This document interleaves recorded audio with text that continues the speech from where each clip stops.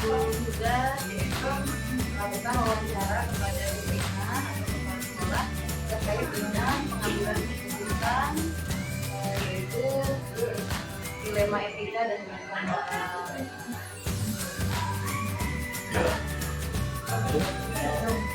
Nah, Bapak, selama Bapak menjadi kepala sekolah, bagaimana Bapak mengidentifikasi antara kasus-kasus yang memang ini masuk ke dilema etika atau bujukan moral?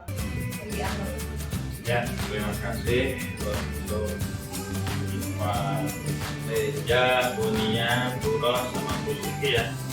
Kebetulan CGP SMP 13 dan sukses selamat terus lulus sampai dengan akhir. Ini merupakan salah satu tugas tentunya dari kegiatan CGP itu sendiri.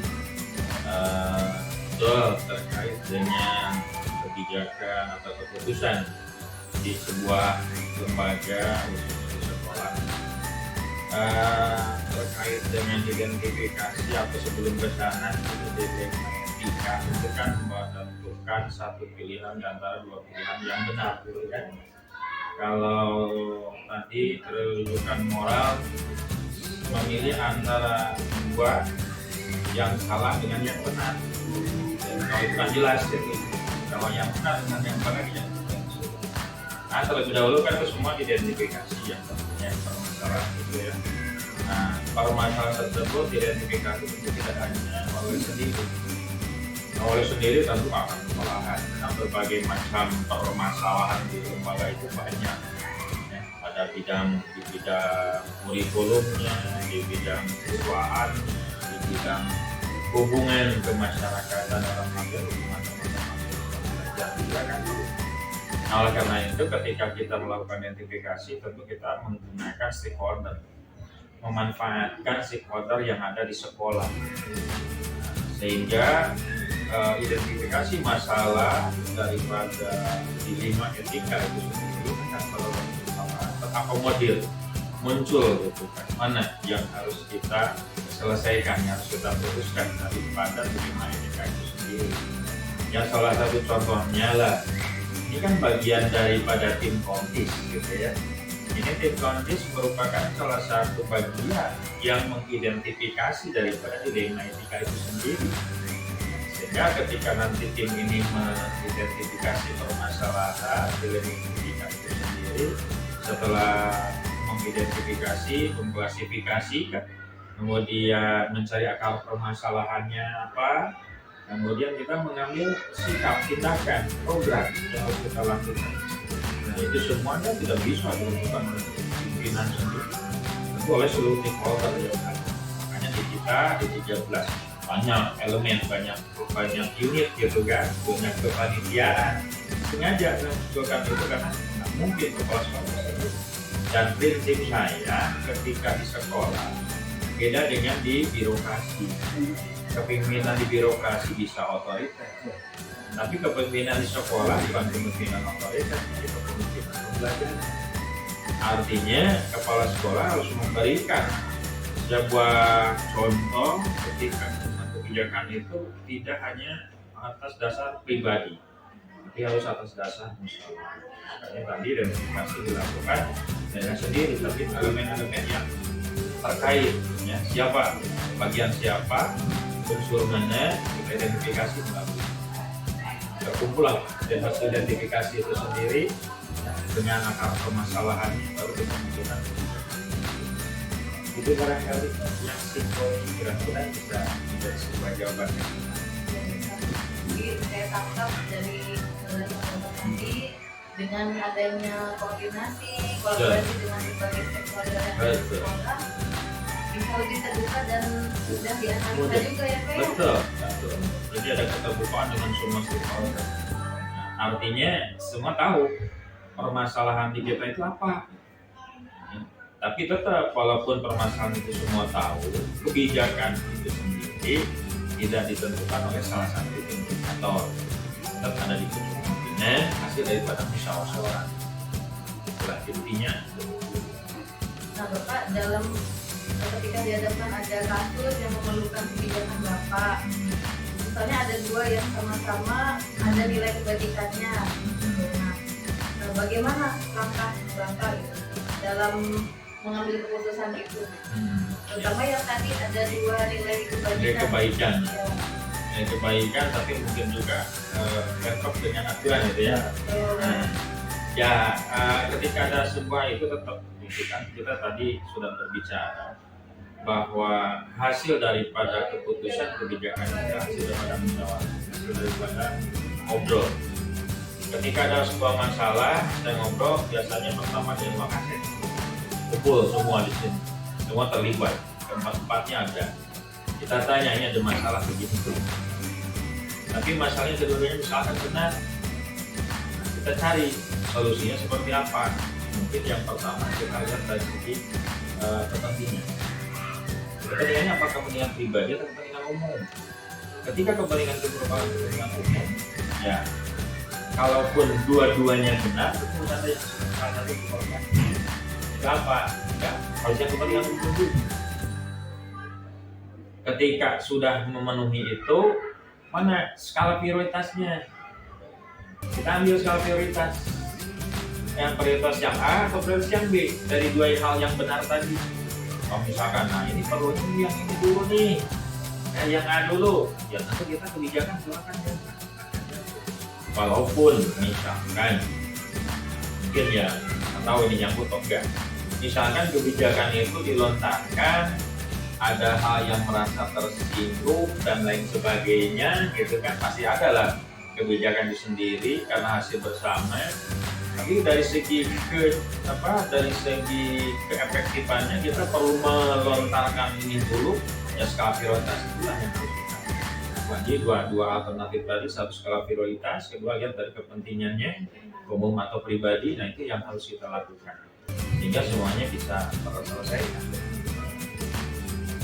Baik Bapak, dari pemaparan Bapak dan lagi bahwa tadi yang pertama itu kita menunggu ya Pak kepentingan mana dulu pribadi atau umum gitu ya, lalu skala prioritas gitu ya. Nah Bapak, apakah ada langkah-langkah atau prosedur khusus baik itu yang pernah Bapak gunakan dalam menangani kasus ini? Ya, terima kasih. Memang terkait dengan penentuan kebijakannya, saya nggak pernah menentukan ketika ada info, Pak ada masalah ini, dah ini aja nggak bisa putusan begitu saja. Nah, maka ketika ada sebuah permasalahan itu tadi saya bilang, ambil dulu Makassar semua, kita ngobrol di sini, jangan jauh-jauh lah. Ini kan bagian daripada tim komdis yang kita bentuk. Kan dari awal tim kami sudah mengidentifikasi permasalahan anak dari segi karakter, gitu kan, permasalahan dari segi pengetahuan, kita sudah mengidentifikasi siapa tim kan, tim dulu. Ketika muncul masalah itu sendiri, nah kan tetap hasil daripada kebersamaan, kan? Tidak asal letak dari kepala sekolah. Maka tadi saya katakan saya tidak ingin menerapkan sistem pembelajaran kepada teman-teman kita ini dengan kepemimpinan yang otoriter, tapi kepemimpinan pembelajaran yang diterapkan. Itu vokal saya dari dulu, dari ya itu ketika di 12, di 16, barusan 16 bilang saya itu paling tertarik dengan Bapak karena ketika Bapak jadi wakil saja saya sudah sangat kagum dengan teknik Bapak, katanya. Bagaimana mendekati orang, bagaimana menyelesaikan masalah. Hanya saya datang ke sini karena Bapak saya lihat dari itu seperti itu. Udah sok muji-muji cerita masalah.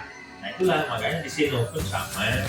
Ketika kita punya masalah kita tetap ada perkumpulan dulu. Siapa yang tersangkut gitu? Bagian mana ini? Apakah bagian guru? Apakah bagian wakase? Apakah bagian TU? Tergantung permasalahannya. Kita ambil bersama. Jadi mengutamakan sistem kebersamaan. Betul. Komunikasi. Dari semua yang sudah Bapak sampaikan, apakah ada hal yang paling Bapak anggap efektif dan apa itu? Ketika Bapak memutuskan sebuah kasus yang berkaitan dengan diri. Ya, memang langkah yang paling efektif itu adalah hasil daripada rembukan tadi. Hasil daripada rembukan. Ketika kita sudah memutuskan, misalnya ada dilema nih ke teman-teman. Dilemanya begini, begini, dua-duanya baik, tapi berdasarkan aturan ada sedikit pelanggaran kedua-duanya. Kita mau pakai yang mana? Kita ambil kebijakan suara banyak, kemana arahnya, itu kan lebih efektif daripada kita dengar dari sumber ini. Kita ambil yang terkaitnya saja, stakeholder mana yang terkait dengan permasalahan itu yang kita bersama-sama kita putuskan, dan itulah yang sangat efektif bagi kita ketika kita menentukan sebuah keputusan, termasuk permasalahan yang terjadi di BP gitu kan. Kita sering dengar permasalahan dari BP juga ada yang dilema etika, tidak hanya dengan dilema saja. Nah, terkait dengan itu demikianlah harus kita. Dalam pengambilan keputusan pada proses dilema etika, apakah Bapak pernah mengalami tantangan dalam Jelas tantangan banyak sebetulnya ya kalau terkait dengan dilema etika. Satu tadi diantaranya adalah namanya juga manusia ya. Manusia itu tidak lepas daripada salah dan lupa. Terkait dengan hati juga ya, kita tetap ada nurani. Ketika kita mau melunturkan sebuah keputusan, dilema itu dekat dengan kita kan orang setia, gitu kan, orang yang sangat memperhatikan ketika kita punya kegiatan atau apapun, aktif dan sebagainya. Itu selalu menjadi sebuah tantangan untuk menentukan sebuah keputusan. Tapi tetap keputusan itu tetap harus dikeluarkan kan. Tadi ketika keputusan itu dikeluarkan hasil sendiri pasti efeknya lain.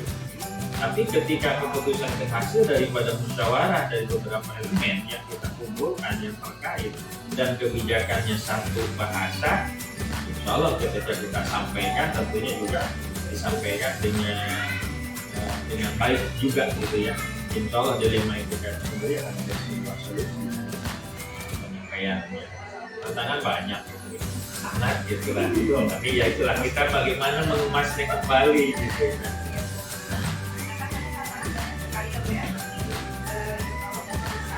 Insya Allah, karena kebersamaan tadi, ya kita musyawarah, kita selesaikan dengan ya komunikasi juga dengan teman-teman. Alhamdulillah. Apakah ada masalah atau debat itu Bapak sama ada takutnya? Apa harus dijadwalkan atau ditangani secara langsung? Ya, ketika ada masalah, kalau tadi saya gambaran beda gitu, tapi kan seperti ini. Ketika ada masalah kita kan biasanya mencari tadi identifikasi masalah dulu. Nah, kita identifikasi masalah atau masalahnya di mana, terus solusinya nanti seperti apa, yang dilibatkan siapa. Kita selesaikan bersama dengan waktu ya tentu tidak terburu-buru ya. Tadi dengan tim yang kita sudah kumpul, kita identifikasi dulu masalahnya. Yang benar itu apa? Yang benar itu bagaimana? Selalu cari akar permasalahannya. Oh, akarnya di sini, Pak. Yuk, solusinya gimana? Tindakannya gimana? Pak, ulang kiwe, gitu kan?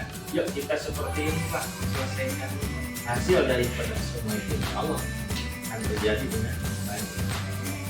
Jadi, dalam waktu ketika ada masalah langsung break selesai hari itu. Itu tetap ada cari dulu akar permasalahannya dengan penjualan yang tentu tidak dilalai juga ya, ada batasan waktu. Kalau memang permasalahan segera selesai ya tidak dengan 1 jam tentunya, mungkin 1 hari 2 hari gitu kan, harus segera selesai. Kalau misalkan masalah ya ini cukup waktu lah untuk 2 atau 3 hari, dalam seminggu kita sudah selesai. Contohlah misalkan di BPS sendiri kan sudah punya identifikasi permasalahan ya. Ya kan itu udah dijadwal. Ketika permasalahan yang muncul bisa diselesaikan sendiri, diselesaikan. Ketika tidak diselesaikan, nah ini perlu kebijakan pimpinan baru komunikasi gitu kan. Artinya itu tidak tergesa-gesa, tetap ada penjadwalan. supaya nanti hasilnya bagus. Dalam artian bagus di sini aman, nyaman bagi semua yang terkait, tidak ada yang dirugikan. Dampak-dampak Betul. Tadi sudah disampaikan Pak. Mungkin saya sekarang mau menanyakan secara lebih spesifik. Tadi ada beberapa hal terkait kasus yang menjadi pertimbangan Bapak ketika menghadapi kasus yang sulit.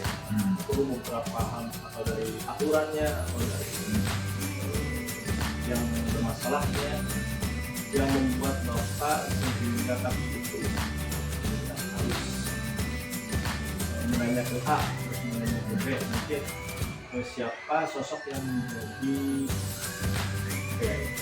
panutan buat Bapak atau menjadi orang yang menjadi juga untuk menanya, sehingga itu bisa mempermudah Bapak dalam membuat solusi dari masalah tersebut.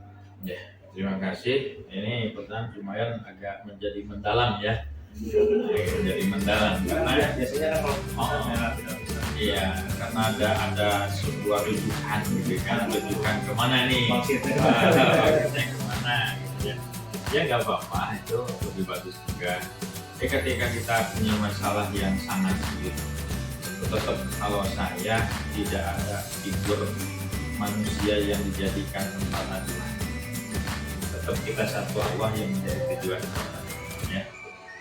Hanya solusi itu sendiri kalau memang sulit, yuk tetap komunikasi dijalin dari semua lini yang ada di sekitar kita.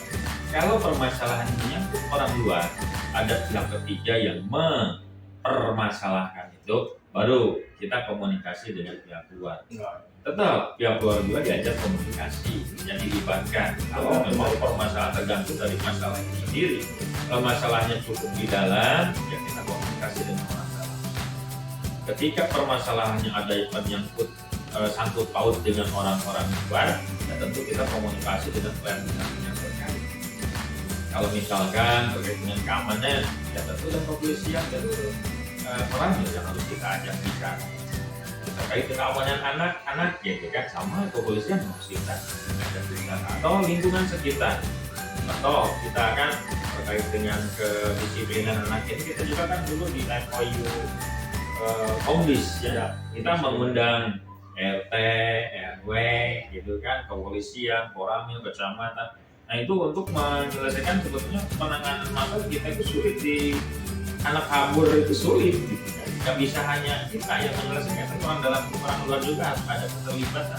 Makanya kita sosialisasi, kita kerjasama untuk menyelesaikan itu. Pantang saya ya tetap berkomunikasi kita jalankan. Komunikasi, silaturahmi kita jalankan.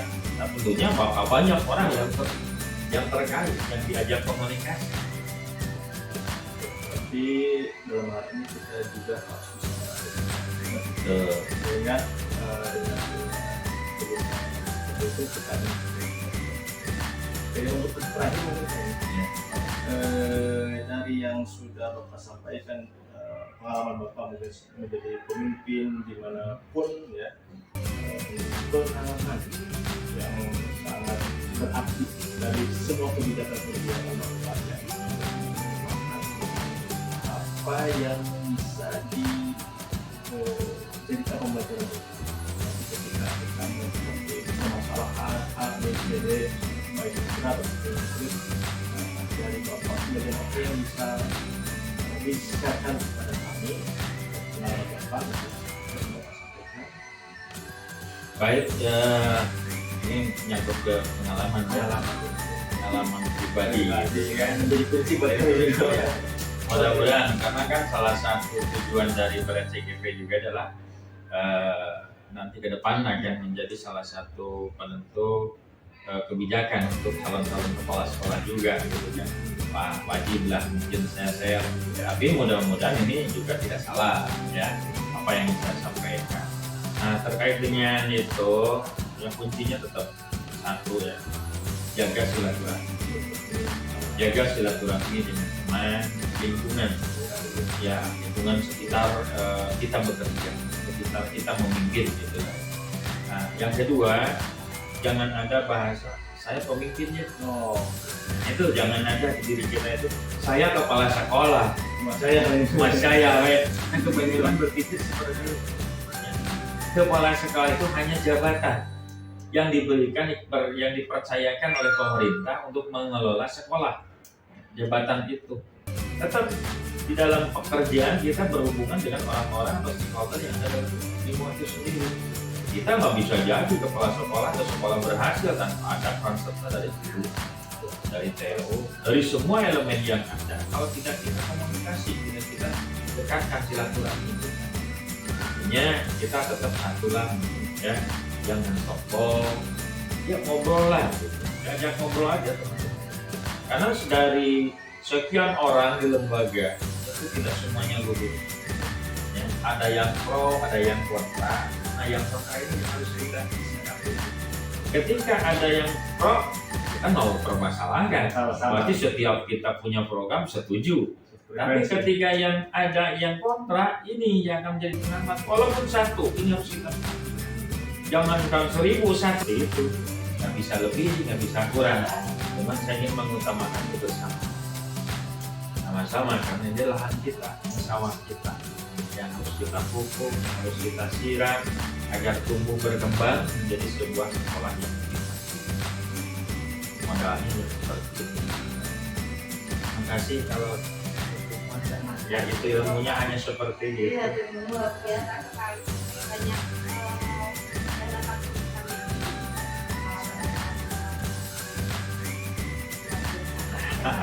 Itu termasuk budaya positif. Positif. Iya, Gitu pendekatan ya. yang Bapak lakukan. Oh, iya betul ya. Saya belum buka tuh di PMP budaya positif belum dibuka. Cuman gitu aja lah.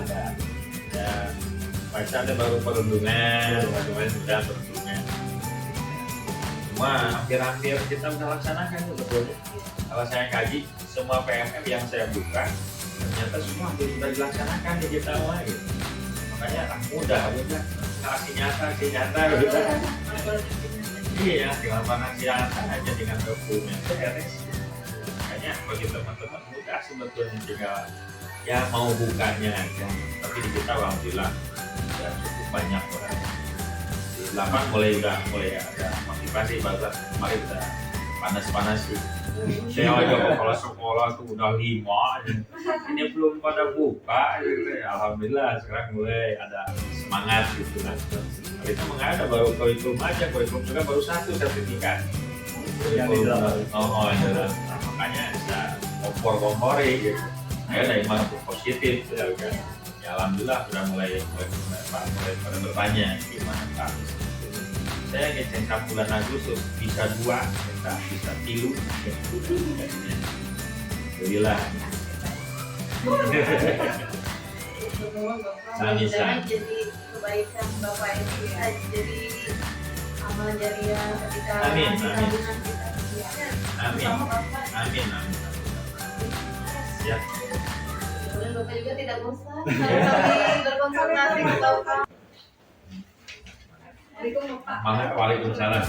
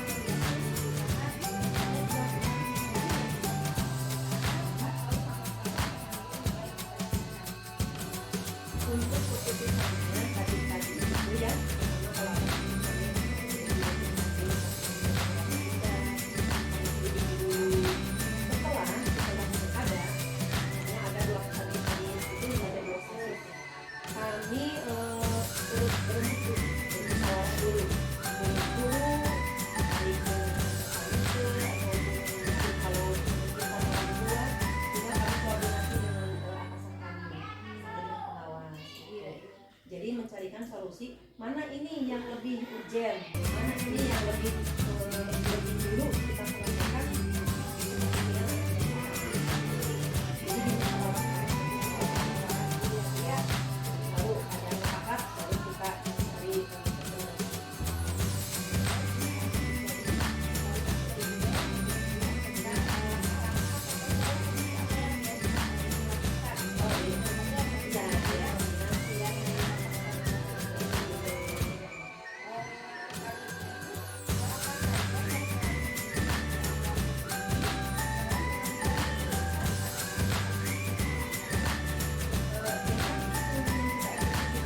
yang pertama cari kebenarannya, terus kita bermusyawarah dengan guru, dengan pihak-pihak terkait untuk memutuskan penyelesaian seperti apa.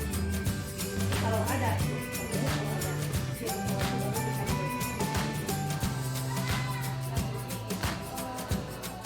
yang merupakan tantangan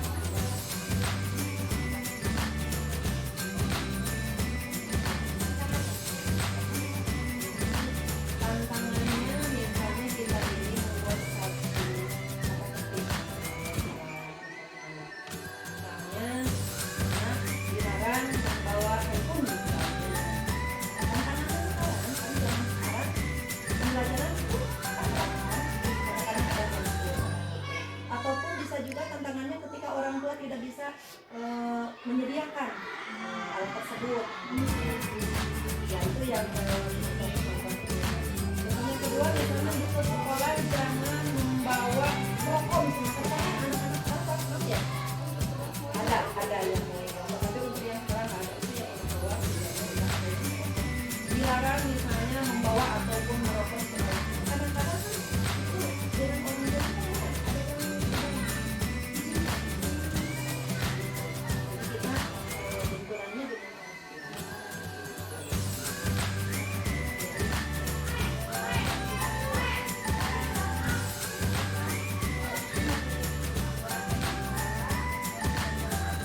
dalam sebuah penyelesaian kasus dinamika, apakah atau langsung menyelesaikan di tempat atau jadwal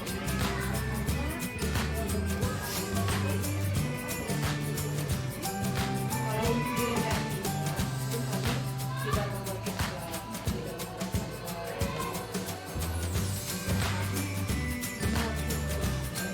Setiap ada masalah cepat, cepat, langsung. tidak ada senjata Tidak. Karena kan kita tidak tahu kapan datangnya.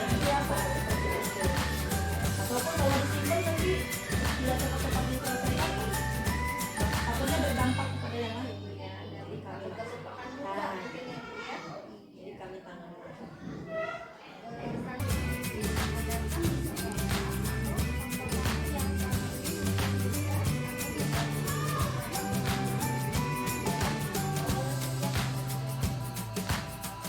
Yang membantu kalau misalnya ada satu yang mungkin kami belum pasnya belum bisa menentukan apa kedepannya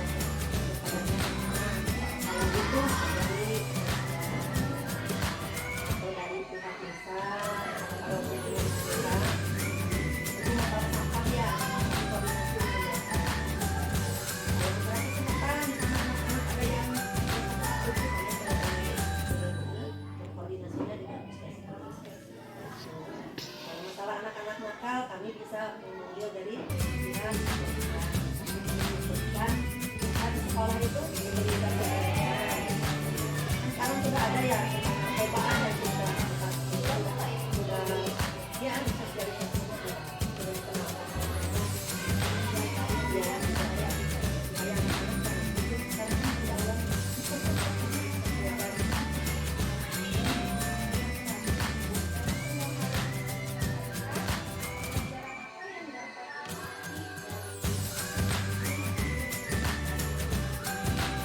Pembelajaran yang harus kita petik oleh kita keputusan secara tepat sasaran.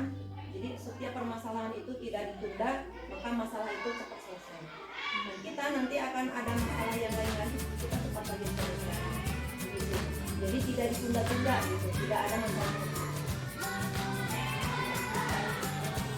Ini untuk saya ini alhamdulillah ya saya mendapatkan jawaban-jawaban yang sangat bermanfaat buat saya ke depannya. Semoga insya Allah menjadi saya Sukses ya Ibu ya.